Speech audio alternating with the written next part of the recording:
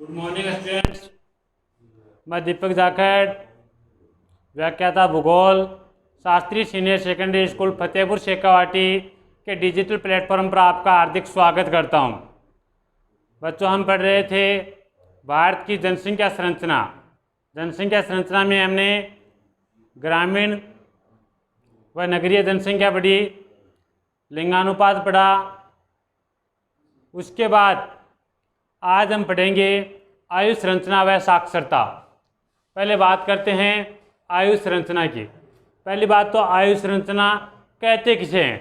किसी देश की जनसंख्या को विभिन्न आयु वर्गों में रखकर उनका अध्ययन करना ही क्या कहलाता है? आयु संरचना कहलाता है।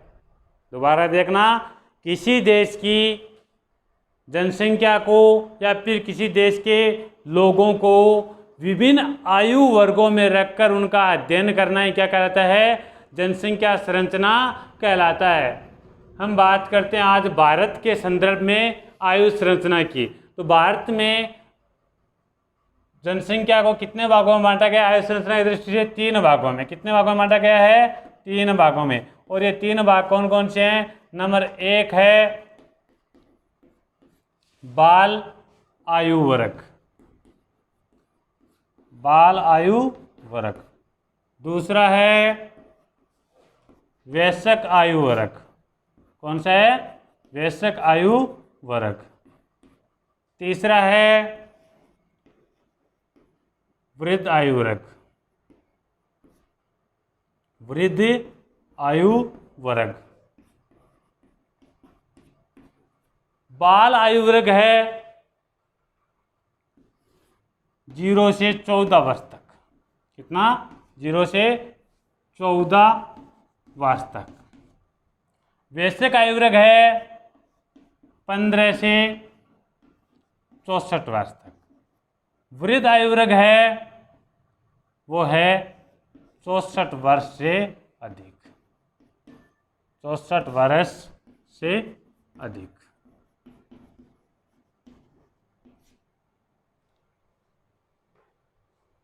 वयस्क आयु वर्ग को 2 भागों में बांट लेते हैं हम। और ये 2 भाग, एक तो होता है युवा वर्ग,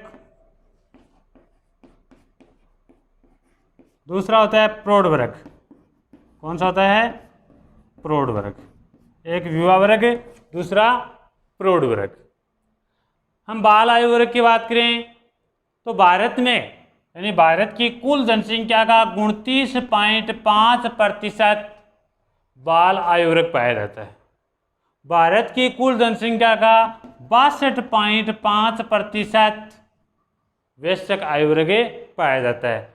भारत की कुल जनसंख्या का 8% वृद्ध, यानी 8% क्या पाए जाते हैं? वृद्ध लोग पाए जाते हैं। 62.5% वयस्क पाए जाते हैं और 29.5% क्या पाए जाते हैं? बाल आयु वर्ग के अंतर्गत आते हैं। अगर युवा वर्ग की बात करें, प्रौढ़ वर्ग व युवा वर्ग को हमने अलग अलग भागों में बांट दिया था। युवा वर्ग की बात करें तो भारत की 33% जनसंख्या क्या है? युवा है। भारत की 33% जनसंख्या क्या है? युवा है। और हम बाल वर्ग की बात करें तो बाल वर्ग को भी 2 भागों में बांटा जाता है। एक तो संपूर्ण बाल वर्ग जो 0 से 14 वर्ष तक का होता है, और एक जिसमें हम केवल 0 से 6 वर्ष के बच्चों का अध्ययन करते हैं। क्या करते हैं? 0 से 6 वर्ष के बच्चों का अध्ययन। और ये जो 0 से 6 वर्ष के बच्चों का अध्ययन है, इसकी दृष्टि से 2011 की जनगणना के अनुसार, अभी 2011 के अनुसार लगभग 16 करोड़, कितने? लगभग 16 करोड़ जनसंख्या पाई जाती है। कितनी? भारत में 0 से 6 वर्ष की उम्र के बच्चे पाए जाते हैं 16 करोड़, यानी कुल जनसंख्या का कितना? 13.2%। कितना? 13.2%। बाल जनसंख्या में हम प्रथम स्थान की बात करें तो वो किसका आता है? अगर हम जनसंख्या की बात करें तो वो स्थान आता है उत्तर प्रदेश का। बाल जनसंख्या में प्रथम स्थान की बात करें तो वो किसका आता है? उत्तर प्रदेश का। जनसंख्या की बात करें तो कितना आता है? यहाँ पर 2,97,00,000 2,97,00,000 बच्चे अकेले यूपी में है। जो हमने देखे थे ना कि लगभग 16 करोड़ है, उसमें से 2,97,00,000 तो कहाँ है? अकेले उत्तर प्रदेश में है।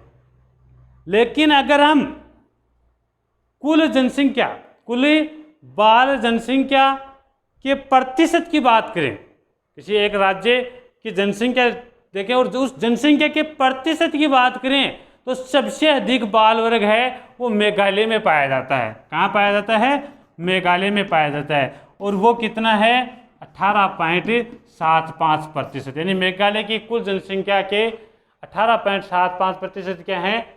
बाल आयु वर्ग। कितना? 18.75%।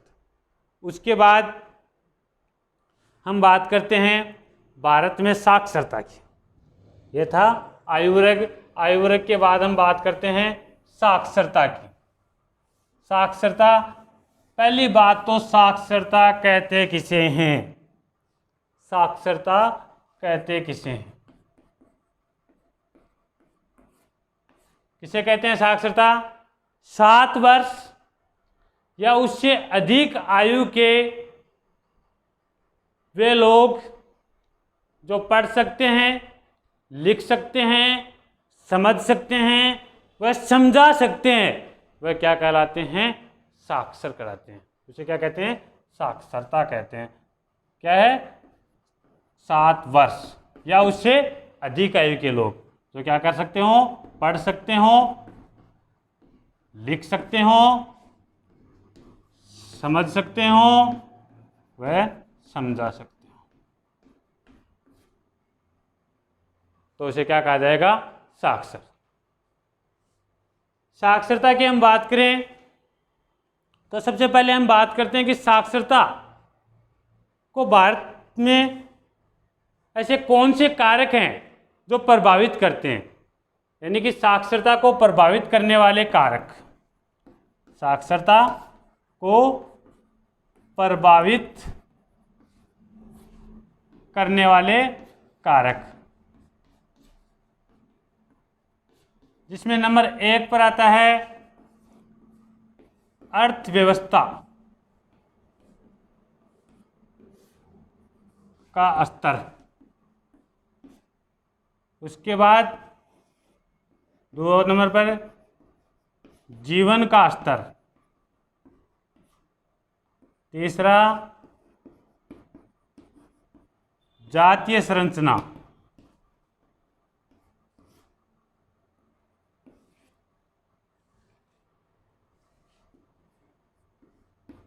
नगरीकरण भी साक्षरता को प्रभावित करता है।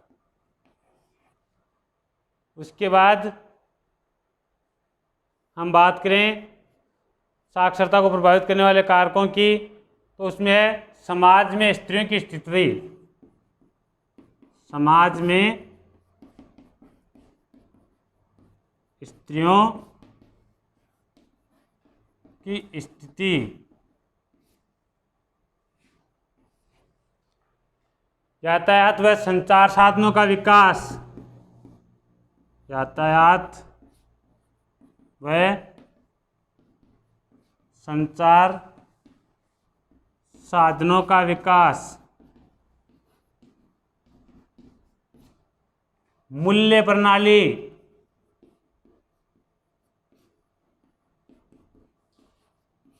तकनीकी विकास। ये सभी कारक क्या हैं? साक्षरता को प्रभावित करने वाले कारक हैं। अब अर्थव्यवस्था है तो किसी राष्ट्र की अगर अर्थव्यवस्था उच्च होगी तो वहाँ पर साक्षरता भी क्या होगी? अधिक होगी। जहाँ अर्थव्यवस्था निम्न स्तर पर है वहाँ की साक्षरता भी निम्न स्तर होगी। लोगों का जीवन स्तर अगर उच्च होगा तो साक्षरता वहाँ की अधिक होगी, और जहाँ का जीवन स्तर निम्न होगा वहाँ की साक्षरता भी क्या है? निम्न ही होगी। इसी प्रकार जातीय संरचना, नगरीकरण, समाज में स्त्रियों की स्थिति। अब समाज में स्त्रियों को अगर आर्थिक स्वतंत्रता दी जाएगी, उन्हें लिंग विभेदीकरण के दृष्टिकोण से न देखा जाएगा, तो वहाँ पर क्या है, शिक्षा की दृष्टि से वो लोग उच्च होंगे, वहाँ की साक्षरता बढ़ेगी।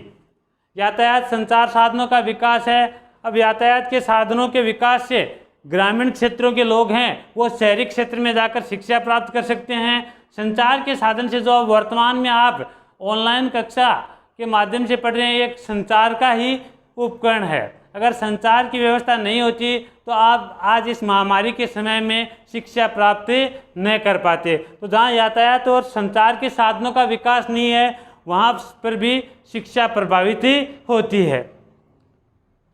मूल्य प्रणाली है, तकनीकी विकास है, ये सभी क्या है, शिक्षा को प्रभावित करने वाले कारक हैं। उसके बाद हम बात करें साक्षरता की आंकड़ों के अनुसार, तो हम दो आंकड़े लेते हैं, एक तो सन 1961 का लेते हैं और एक वर्तमान का यानी 2011 का लेते हैं। एक 1961 का और एक 2011 का लेते हैं। 1961 में भारत की साक्षरता थी 28.8%। कितनी? 28.8% लोग पढ़े लिखे थे। 2011 में भारत की साक्षरता कितनी है? 74.04%। कितनी है? 74.04%। 1961 में भारत की पुरुष साक्षरता है वो 1961 में थी 40.40। कितनी? 40.40%। 2011 में भारत की पुरुष साक्षरता है वो है 82.14%। इसी प्रकार महिला साक्षरता की बात करें तो 1961 में महिला साक्षरता मात्र 15.35% थी। सन 1961 में भारत की कितनी महिलाएं पढ़ी लिखी थी? 15.35%। और 2011 के अनुसार 65.06, यानी कि सबसे अधिक वृद्धि महिला साक्षरता में हुई है। 1961 से 2011 के बीच में 4 गुना से अधिक साक्षरता में वृद्धि हुई है। 15.35% से बढ़कर 65.06% तक के साक्षरता, महिला साक्षरता भारत की पहुंची है। उसके बाद हम जिस प्रकार हमने लिंगानुपात को पढ़ा था उसी प्रकार साक्षरता को भी राज्य स्तर पर बढ़ते हैं। राज्य स्तर पर साक्षरता, और राज्य स्तर पर साक्षरता में हम इसे 2 भागों में बांटते हैं। नंबर 1 राष्ट्रीय औसत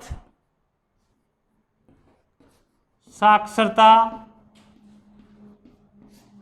से अधिक साक्षरता वाले राज्य, राष्ट्रीय औसत साक्षरता से अधिक साक्षरता वाले राज्य, और दूसरा राष्ट्रीय औसत साक्षरता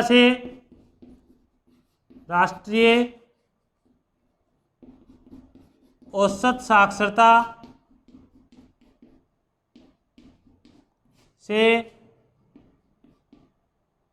निम्न या फिर हम कह सकते हैं कम साक्षरता वाले राज्य, कम साक्षरता वाले राज्य। हम बात करते हैं पहले राष्ट्रीय औसत से अधिक साक्षरता वाले, राष्ट्रीय औसत साक्षरता से अधिक साक्षरता वाले राज्य। इसमें नंबर 1 पर हम सबसे पहले लेते हैं केरल। कौन सा लेते हैं? केरल। सबसे अधिक साक्षरता भारत में कहाँ की है?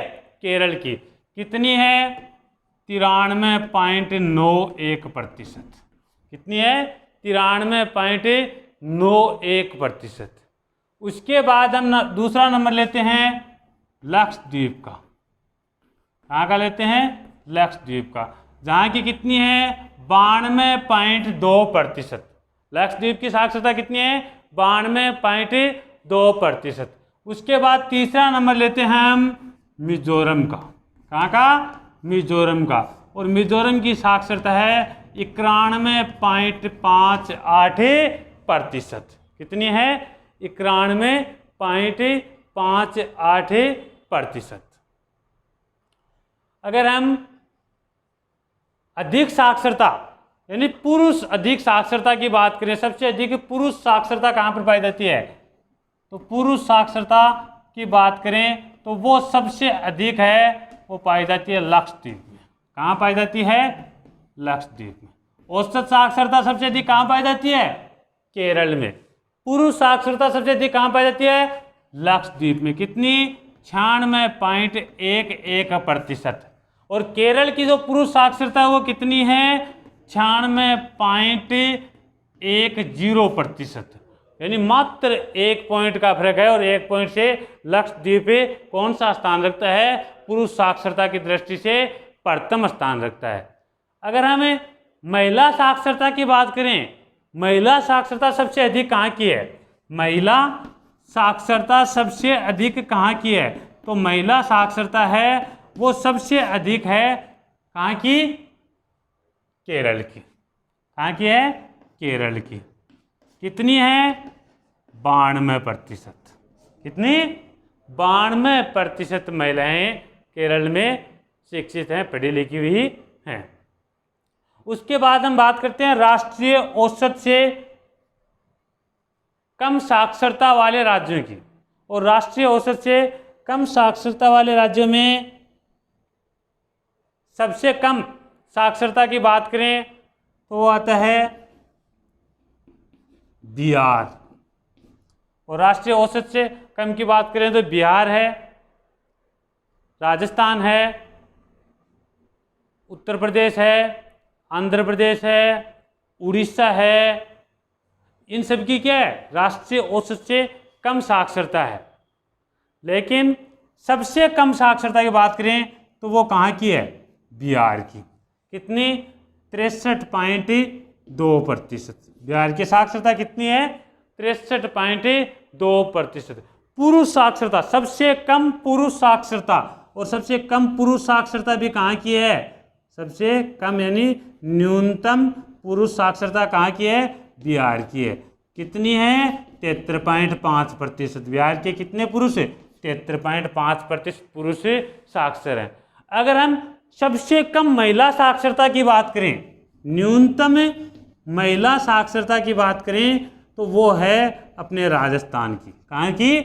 राजस्थान की। भारत में न्यूनतम महिला साक्षरता है वो राजस्थान की है। और कितनी है? वो है 52.70। और बिहार की महिला साक्षरता है वो है 53.30। कितनी? 53.30%। यानी बिहार की महिला साक्षरता राजस्थान से अधिक है। जबकि औसत देखें तो सबसे निम्न साक्षरता कहाँ की आती है? बिहार की आती है। लेकिन बिहार की पुरुष साक्षरता क्या है? उच्च है। क्या है? उच्च है। 73 यानी राष्ट्रीय औसत साक्षरता के लगभग 74.0 के लगभग ही बिहार के पुरुषों की साक्षरता है। अगर राजस्थान की बात करें तो राजस्थान की जो औसत साक्षरता है वो है 67.06%। कितनी? 67.06%। लेकिन इसमें महिलाओं की साक्षरता बहुत ही कम है, मात्र 52.70% महिलाएं ही साक्षर हैं। तो ये था अपना साक्षरता। अब हम बात करते हैं साक्षरता के क्षेत्रीय प्रतिरूप की। साक्षरता के क्षेत्रीय प्रतिरूप की। तो अब इन आंकड़ों को पढ़ने के बाद क्षेत्रीय प्रतिरूप आप अपने आप लिख सकते हैं। क्षेत्रीय प्रतिरूप यानी कि किस क्षेत्र में कितनी साक्षरता। तो इन आंकड़ों को पढ़ने से पता चलता है कि भारत के विभिन्न राज्यों में साक्षरता में तेज गति से वृद्धि तो हो रही है, लेकिन क्या है? असमान रूप से। क्या है? असमान रूप से। केरल जैसे राज्य की साक्षरता जहाँ 93.91% है, तो बिहार जैसे राज्य की साक्षरता कितनी है? 63.2% है। दूसरे दृष्टिकोण से देखें तो भारत के उत्तरी राज्यों की अपेक्षा दक्षिणी राज्यों की साक्षरता अधिक है। भारत के जो उत्तरी राज्य हैं, जम्मू कश्मीर, पंजाब, हरियाणा, उत्तर प्रदेश, राजस्थान, इनसे अधिक साक्षरता कहाँ की है? दक्षिणी राज्यों की है। केरल, तमिलनाडु, आंध्र प्रदेश, कर्नाटक, इनकी साक्षरता उनसे अधिक है। दूसरी बात, अगर भारत के आंतरिक राज्यों और तटीय क्षेत्रों की बात करें तो भारत के आंतरिक राज्यों से उनके तटीय क्षेत्र वाले राज्यों की साक्षरता क्या है? अधिक है। तो ये था साक्षरता का क्षेत्रीय प्रतिरूप, और इसी के साथ आपका ये टॉपिक भी समाप्त हुआ।